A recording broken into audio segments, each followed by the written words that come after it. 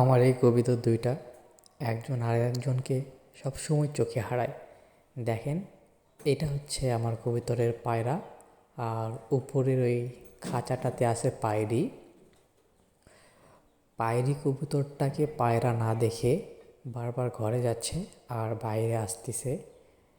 এভাবে করতে করতে এক পর্যায়ে যখন পায়রি কবুতরটা উপর থেকে ডাকা শুরু করেছিল, তখন সে একদম পাগলের মতো খুঁজতেছে যে তার পায়রি কোথায় এভাবে ডাকতেছে। দেখেন, সে কিন্তু পায়রির ডাক শুনে বাইরে চলে আসছে আর সে খালি বারবার উপরের দিকে তাকাচ্ছে। আপনারা যদি একটু ভালো করে দেখেন, তার বডি ল্যাঙ্গুয়েজটা দেখেন, সে শুধু উপরের দিকে খুঁজতেছে যে তার পায়রি কোথায়। সে তো একদম পাগলের মতো ঘরের এদিকে সেদিকে ঘুরে বেড়াচ্ছে যে তার পায়রি কই গেল, তার পায়রি কই গেল।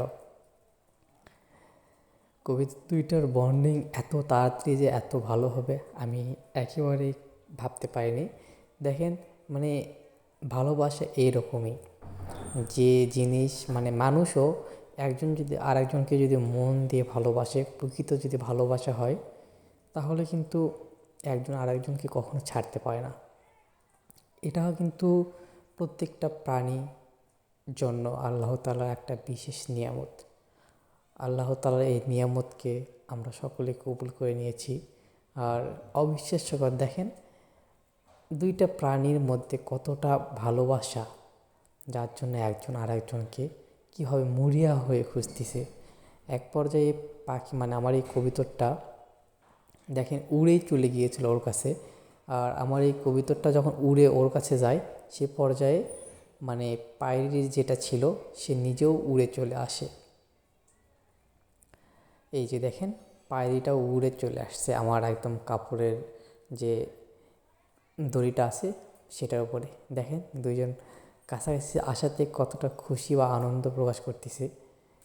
এরা সবসময় আমার রুমের মধ্যে এভাবেই ঘুরে বেড়ায়। দুইটা কবুতরই সাদা রঙের, কিন্তু পায়রা যেটা সেটার গলায় সামান্য একটু লালচে লালচে আছে, যার জন্য আমার যে পায়রিটা আছে এটাকে সবাই সুন্দরী বলে, আর যে পায়রা আছে এটাকে সবাই সুন্দর বলে, অর্থাৎ সুন্দর সুন্দরী। সুন্দর সুন্দরী এই জুটিটাকে আপনাদের কার কেমন লাগে? আশা করি আপনারা সকলে কমেন্টের মাধ্যমে আমাকে জানাবেন। আর ফুল ভিডিওটা বা আমার এই দুই কবিতরের বন্ডিং বা ভালোবাসার ভিডিওগুলো আপনাদের কেমন লাগে, আপনাদের কাছে আশা রাখছি কমেন্টের মাধ্যমে জানাবেন। আর নেক্সট ভিডিওটা আমি আপনাদের কমেন্টের উপর ভিত্তি করেই আপলোড করার চেষ্টা করব ইনশাল্লাহ। আপনারা সকলে ভালো থাকবেন আর আমার এই সুন্দর সুন্দরীর জন্য দোয়া করবেন, খুব তাড়াতাড়ি যেন তারা বংশবৃদ্ধি করতে পারে। আমিও এটার জন্য অনেক এক্সাইট হয়ে আসছি যে কবে এরা বংশবৃদ্ধি করবে। যদি বংশবৃদ্ধি করে তাহলে তার আপডেট আমি অবশ্যই আপনাদের সঙ্গে শেয়ার করব। এই পর্যায়ে এদেরকে সামান্য একটু খাবারের জন্য ধান দিলাম। সকলে ভালো থাকবেন। আল্লাহ হাফেজ।